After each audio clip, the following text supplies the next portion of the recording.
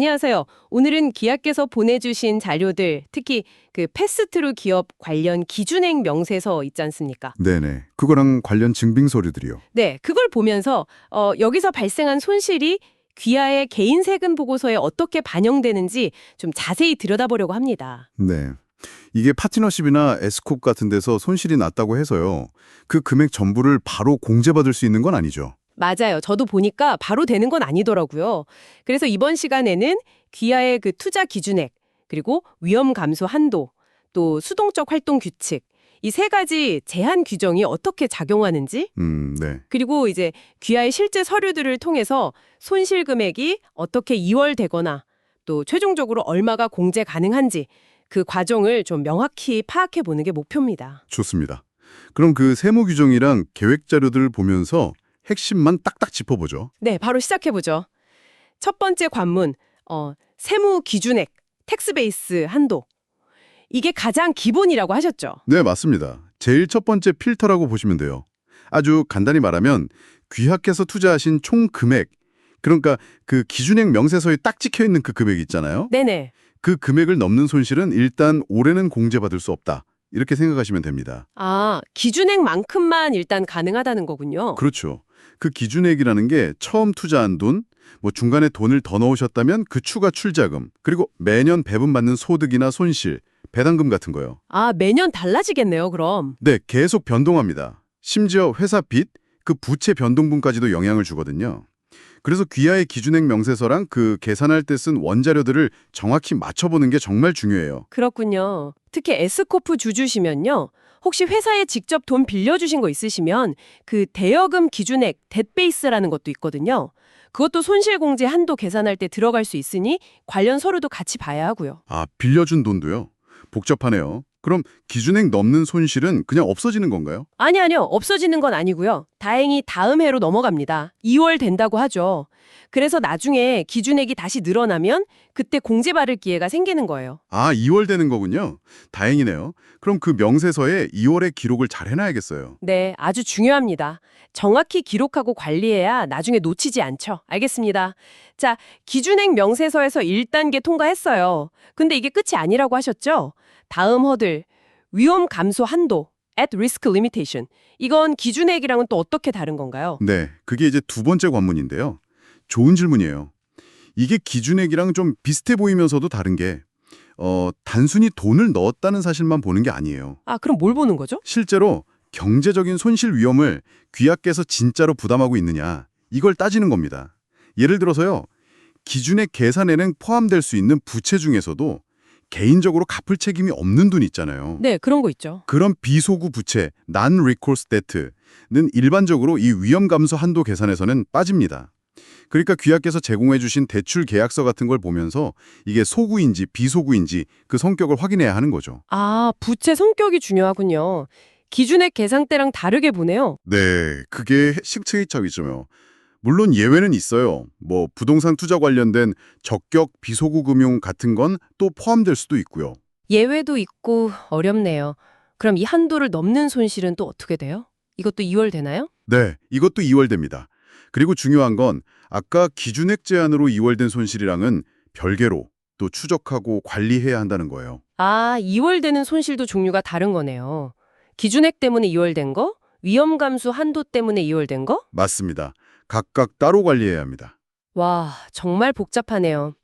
기준액 통과하고 위험 감소 한도까지 통과한 손실이라도 아직 끝이 아니다. 마지막 세 번째 관문이 수동적 활동 손실, 패시브 액티비티 로스, PAL 제한이라고 하셨죠? 네, 그렇습니다. 마지막 필터죠. 이건 또 뭔가요?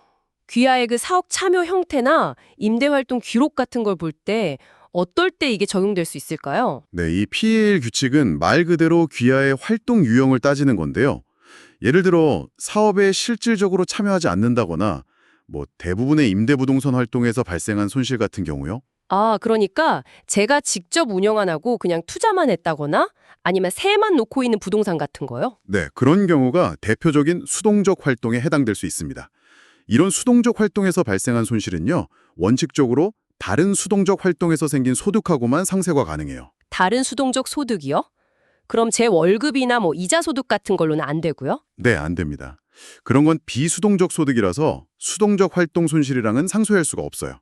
이게 핵심 제한이죠. 아, 그럼 만약에 다른 수동적 소득이 없거나 부족하면 이 손실은 어떻게 되는 건가요? 이것도 2월. 네, 맞아요.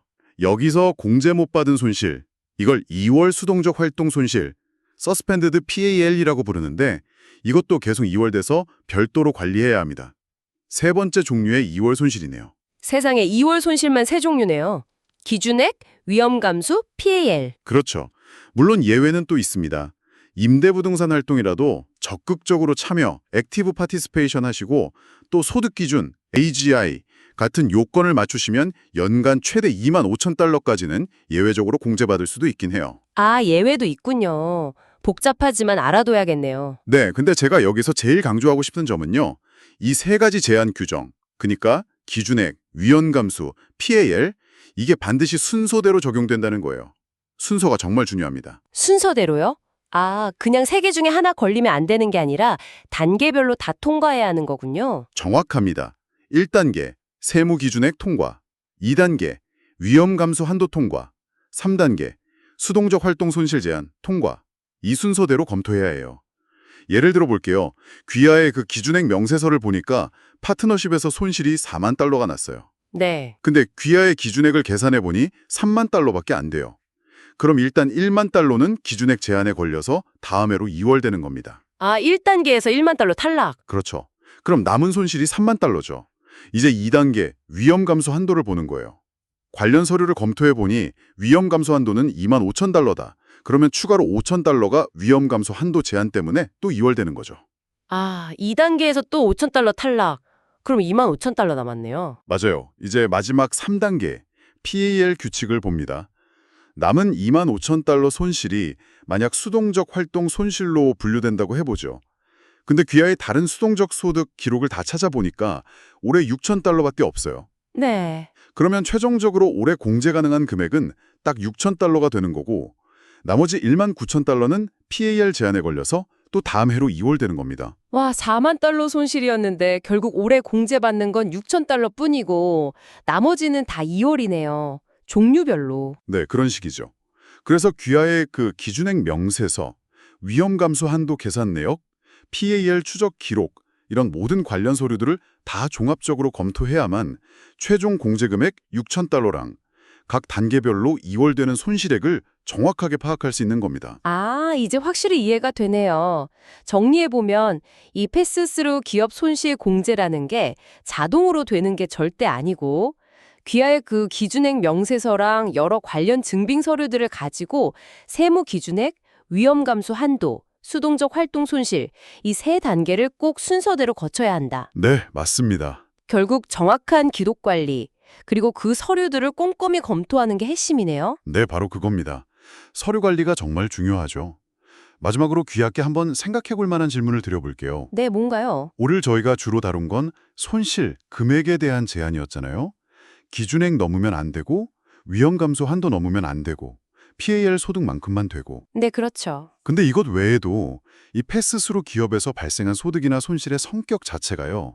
예를 들어 이게 일반 소득, 오리디너리 인컴인지 아니면 자본이득, 캐피털 게인인지 같은 그 성격이 귀하의 다른 개인 소득 항목들 있잖아요. 뭐 근로소득이라든지 다른 투자소득이라든지 네네. 그런 것들과 만나면서 세금 부담에 또 어떤 영향을 미칠 수 있을까 하는 점입니다.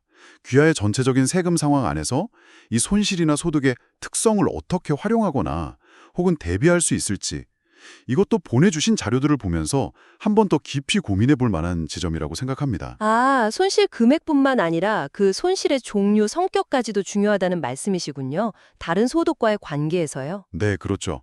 그 부분까지 고려하면 더 정교한 세금 계획이 가능할 수도 있고 또 예상치 못한 복잡성이 생길 수도 있거든요.